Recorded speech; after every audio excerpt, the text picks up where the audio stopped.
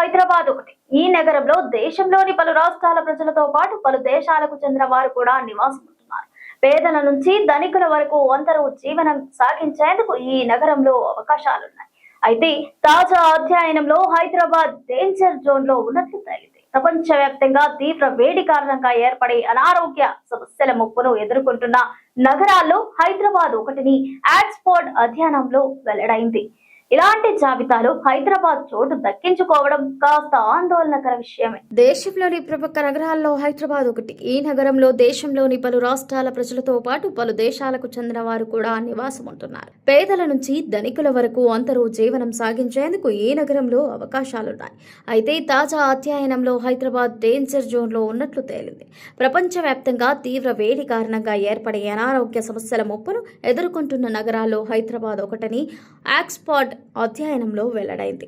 ఇలాంటి జాబితాలో హైదరాబాద్ చోటు దక్కించుకోవడం కాస్త ఆందోళనకర విషయమే. ఆక్స్ఫర్డ్ విశ్వవిద్యాలయం నిర్వహించిన తాజా అధ్యయనంలో భాగంగా moving beyond exposure A globally comparable framework for hit risk assessment in cities పేరుతో ప్రపంచంలోని 205 నగరాలపై ఈ పరిశోధన చేపట్టారు. ఈ అధ్యయనంలో ప్రపంచవ్యాప్తంగా 30 నగరాలు తీవ్రమైన వేడి సంబంధిత అనారోగ్యాల ప్రమాదాన్ని ఎదుర్కొంటున్నట్లు తేలింది. ఇందులో హైదరాబాద్ నగరం కూడా ఉండటంతో ఆందోళన కలిగించే విషయం. భారతదేశంలో అహ్మదాబాద్, నాగ్పూర్, మదురై అధిక వేడి ప్రమాదాన్ని కలిగి ఉండగా ముంబై, బెంగళూరు, చెన్నై, ఢిల్లీ వంటి మహానగరాలు ఆ తర్వాత స్థానాల్లో ఉన్నాయి.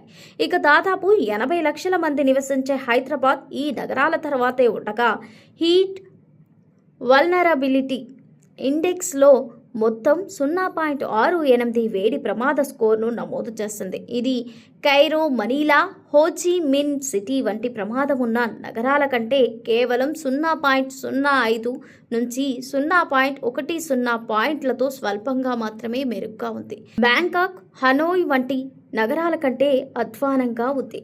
హీట్ వల్నరబిలిటీ ఇండెక్స్ అనేది ఒక ప్రాంతంలోని ప్రజల తీవ్రమైన వేడిని ఎంతవరకు ఎదుర్కొనే ప్రమాదంలో ఉన్నారో అంచనా వేసే సూచిక.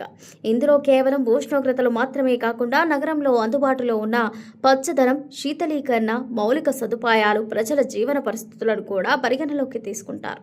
అయితే హైదరాబాద్ నగరంలో అత్యధిక శాతం ప్రజలకు పచ్చదనం, శీతలీకరణ సదుపాయాలు పరిమితంగా ఉండటంతో వేడి సంబంధిత ఆరోగ్య సమస్యల ముప్పు పెరుగుతోందని అధ్యయనం పేర్కొంది. ఈ ఏడాది ఏప్రిల్ 1 నుంచి జూన్ 5 వరకు నగరంలో 40 డిగ్రీల సెల్సియస్కు పైగా ఉష్ణోగ్రతలు నమోదైన రోజులు 47 ఉండగా గత 10 ఏళ్లలో అది అత్యధికంగా నమోదైన సంఖ్య కావడం పరిస్థితి తీవ్రతను సూచిస్తోంది.